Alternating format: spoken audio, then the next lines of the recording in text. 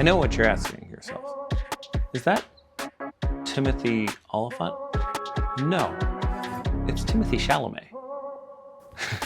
It's stupid. It's the stupidest thing I've ever written.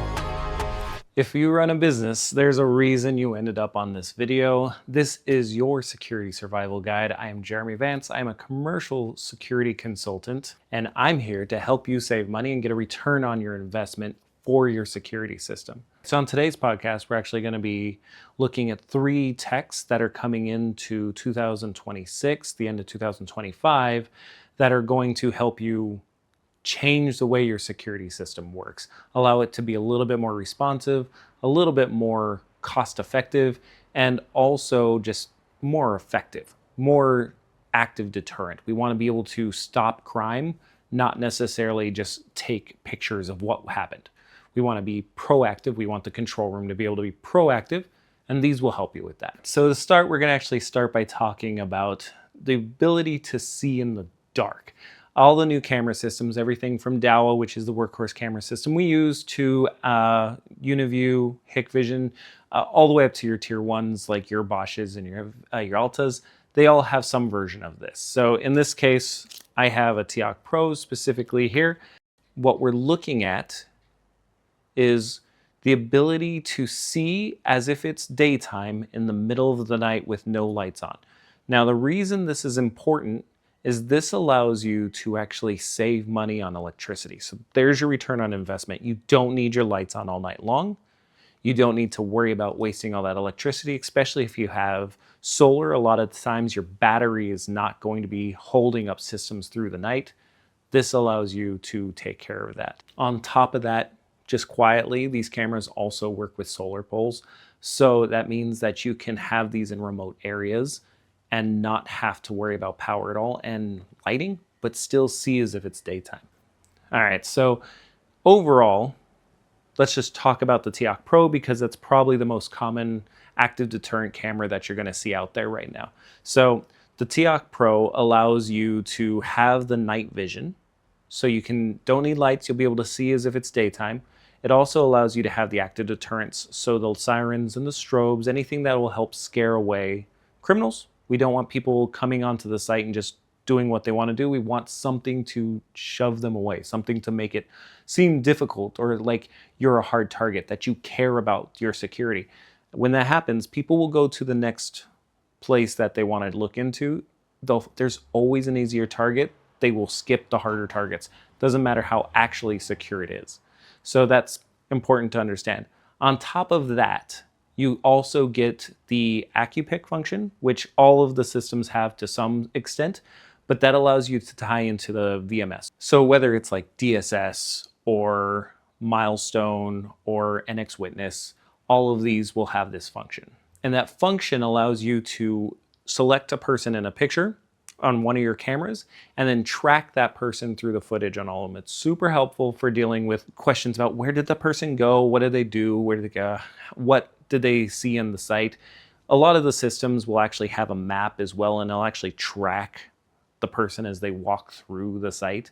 It's super helpful. Saves you a bunch of time, which again saves you money.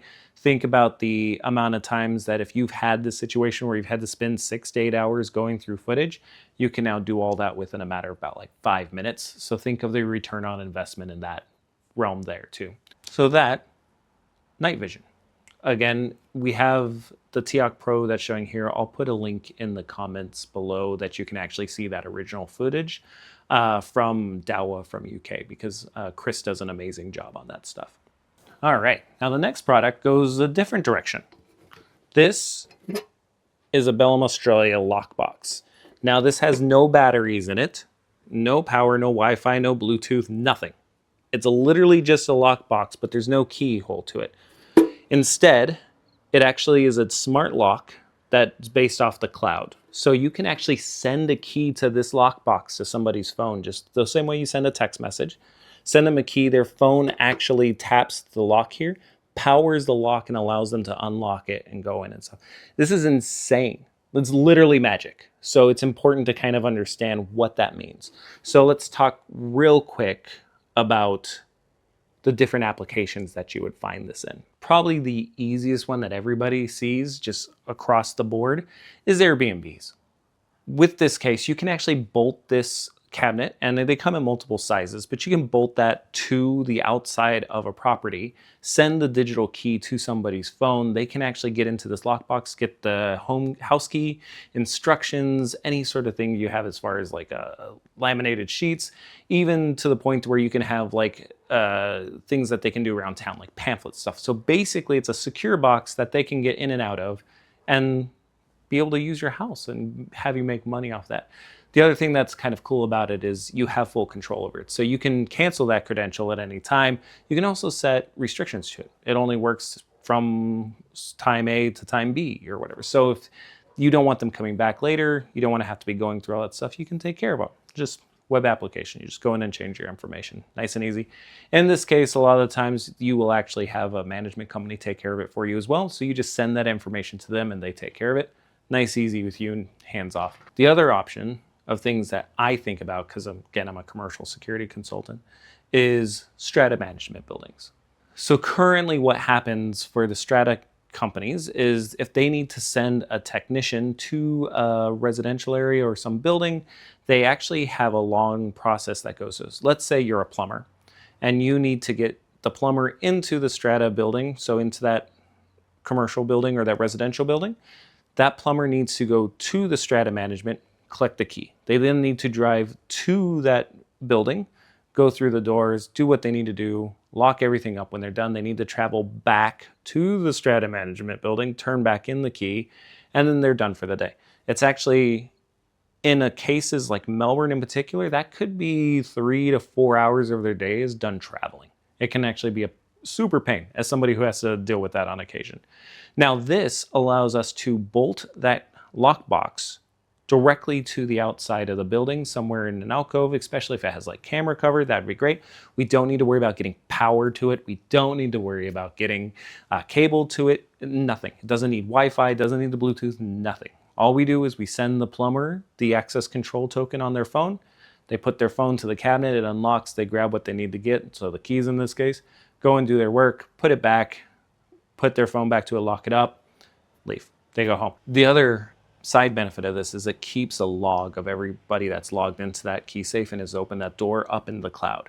So at any time you can actually go back and audit all of the users that are going through and using this lockbox directly from anywhere you have internet connection. Now that brings us to our third one, which is probably the most exciting out of the three that I've picked for this video, and that is the Unitree dog. Now, the robot dog has been around for quite some time. There's obviously the Boston Dynamics one, which is the one made in America. But what we're finding is more and more ways of using this technology in all different aspects, whether it's mining or like travel stuff, like entertainment. They're doing shows, backflips. So we want to look at what can we use that for site security. And the answer turns out to be, it's the best guard that we've seen. Okay, so let's play out a scenario.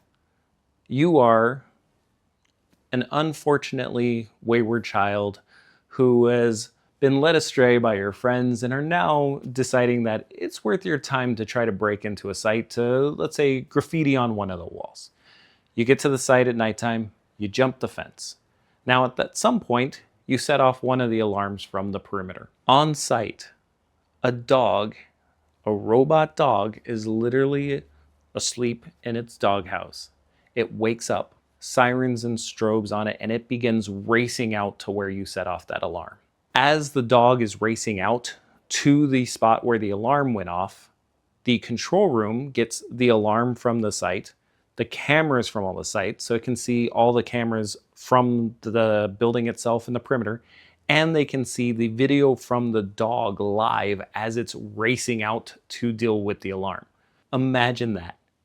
You're obviously nervous, you're scared, you jump a fence, and all of a sudden this robot dog with sirens and strobes is just chasing you down. That's insane. Now, the way we were able to do this is we were able to take the API from the dog and the API from the alarm system, so only some alarm systems will work. For example, Inceptions work really good, Proteges work really good, anything where we can get the system information out and feed it into the dog. And basically it creates this environment where the alarm system's triggering functions on the dog and then the dog is acting on those functions. It's truly amazing. Now, here's where the ROI comes in, because the dog itself is actually quite expensive. I mean, like quite expensive, but because you're able to go through and do things on OpEx and financing and rental, it's actually cheaper than having a guard on site. So for example, if you get the robot dog, it basically over like a 5-year rental comes out to about $100 a day, give or take. Compare that to how much you would have to pay a guard on site to do that same function. Now, it doesn't need to replace all the guards. It can actually replace maybe just one 24/7 guard shift on site. You may still have other people there in the control room doing bag checks, other things like that. That's okay. They work in unison because the guards can also see the video from the dog as it's doing patrols and alarm responses as it's doing it live on their computer. It's very cool. But this is where it actually gets insane. If you do that over the course of that 5 years, you can actually save well over $1 million on just manpower costs. The ROI is insane. On top of that, it never sleeps, doesn't call in sick. If you do have to have it in for maintenance, depending on the plan you get, you actually get a replacement dog for those days that it's getting repaired or fixed up or going through its maintenance. The only other thing really is that every year you have to go in and you have to do some calibration on the GPS units. It's not really GPS, but the tracking units where everything is. But the team comes out and they do that for you, right? So it's actually no real work for you, and you get this amazing toy that's great to show off that actually saves you $1 million over 5 years. Nah, where can you, I mean, look at that. That's just cool. And I'm not talking about Timothy, I'm talking about the dog.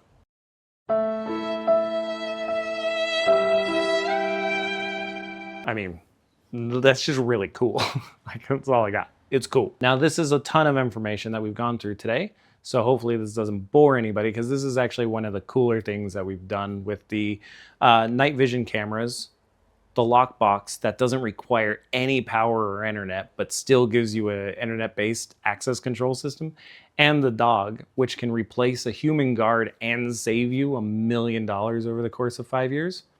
There's been a lot to go over. Now, if you have questions or if you want to learn more, all of my contact information is either in my bio or pinned in the comments, depending on where you're watching this. Reach out. We do free site consultations, and I'd love to have a one-on-one with you. It honestly doesn't bother me. I like talking to people, so reach out. Let's do this. Until then, I want you to stay safe and stay out of trouble.